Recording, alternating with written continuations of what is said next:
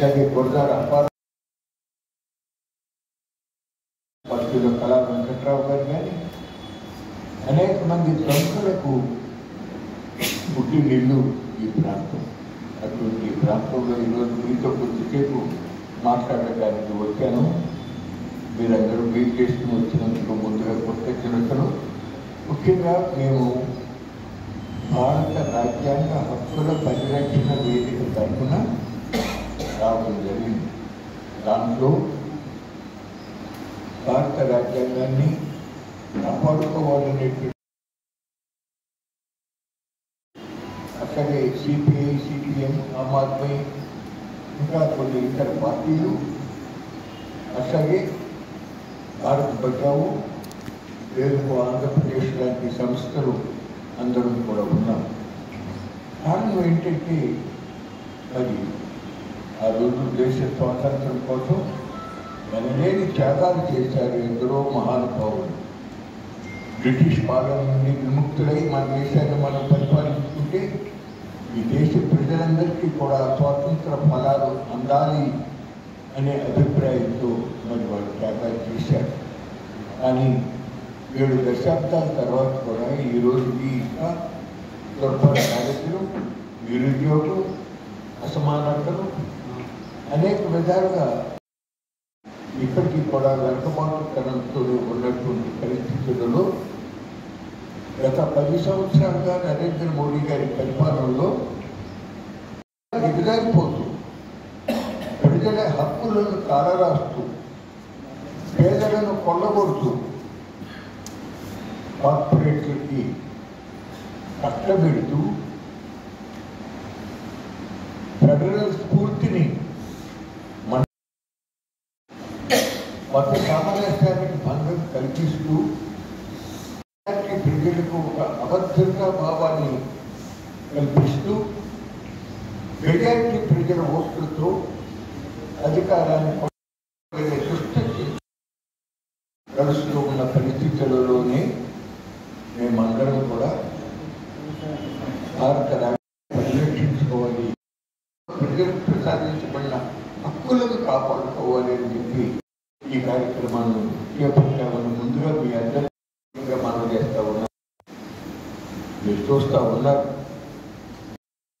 ఉపా unlawful activities preventive act, అట్లాగే PML, అట్లాగే CBI, ED, SEBI, ఈ చట్టాలన్నింటినీ కూడా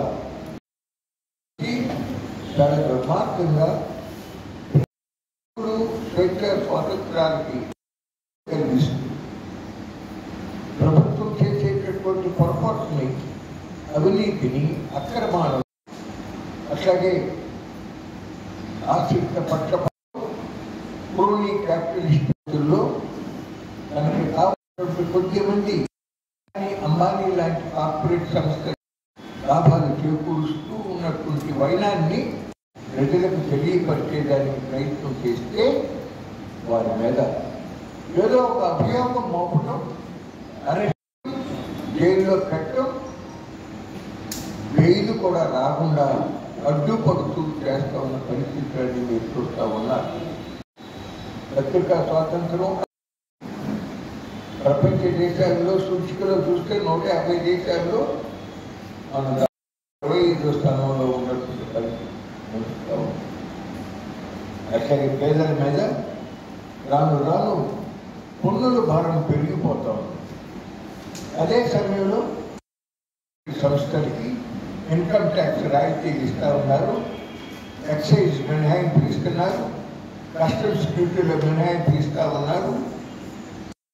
అరువు అన్నట్టుగా ప్రజల సంపద మన రాజ్యాంగంలో ఆదేశిక సూత్రాలలో స్పష్టంగా దేశంలోని సహజ వనరులు కొద్దిమంది వ్యక్తుల యొక్క చేతుల్లో పోగుపడకూడదు, అది ప్రజలందరికీ మేలు చేకూర్చేవిగానే ఉండాలి అని స్పష్టంగా directive principles of the state పాలసీలో ఉన్నప్పటికీ కూడా మన అందరి నుంచి పన్నుల రూపంలో ధనం వసూలు చేసి బ్యాంకుల నుంచి రుణం తీసుకుని అభివృద్ధి చేసినటువంటి ప్రభుత్వ రంగ సంస్థలను ఆరుతవుగా ఈ రోజున అదానికి అంబానీకి కట్టుబెడతా ఉన్నారు. లోగడ కాంగ్రెస్ గవర్నమెంట్ ఉండగా జీవి రామకృష్ణన్ అనేటటువంటి ఒక ప్రముఖ ఆర్థికవేత్తతో డిజిన్వెస్ట్మెంట్ కమిషన్ వేసినప్పుడు ఆయన ఒక సంస్థలో ప్రైవేటైజ్ చేయాలనుకుంటే 50% కన్నా ఎక్కువ షేర్ని మేనేజ్మెంట్తో సహా ట్రాన్స్ఫర్ చేయాలంటే దానికి ఉన్నటువంటి భూములు, భవనాలు, మెషినరీ వీటన్నిటి యొక్క మార్కెట్ వాల్యూని క్యాలిక్యులేట్ చేసి దాన్ని బేసిక్ ప్రైస్గా ప్రైవేటీకరించవచ్చు అని ఇచ్చినటువంటి సిఫార్సు ఏదైతే ఉందో ఇవాటికి అదే ఉన్నప్పటికీ కూడా దానిని పక్కన పెట్టేసేసి ఇగ్నోర్ చేసేసి బుక్ అనేది ఈ రోజున అదానికి అంబానీలకి కట్టబెట్టేస్తూ ఉన్నారు. ఇప్పటికే 15 నౌకాశ్రయాలు ఇచ్చేశారు అదానికి, 6 ఎయిర్పోర్ట్లు ఇచ్చేశారు. అట్లాగే 8 లక్షల కోట్ల రూపాయలు పెట్టుబడి పెట్టి అభివృద్ధి చేసినటువంటి 26,700 కిలోమీటర్ల నేషనల్ హైవేస్ని 1,40,000 కోట్లకి 90 సంవత్సరాల లీజుకి అదానికి అంబానీకి కట్టబెట్టేశారు. అట్లాగే మొత్తం మన విద్యుత్ లైన్లు కానీ, అట్లాగే గ్యాస్ లైన్లు కానీ, సబ్స్టేషన్లు కానీ వీటన్నింటినీ కూడా కారు చౌకగా కట్టబెట్టేస్తూ ఉన్నటువంటి పరిస్థితి జరుగుతూ ఉంది. అదే సమయంలో పేదల మీద ఏనాడు లేనటువంటి పన్నుల భారం పెంచేస్తూ ఉంది.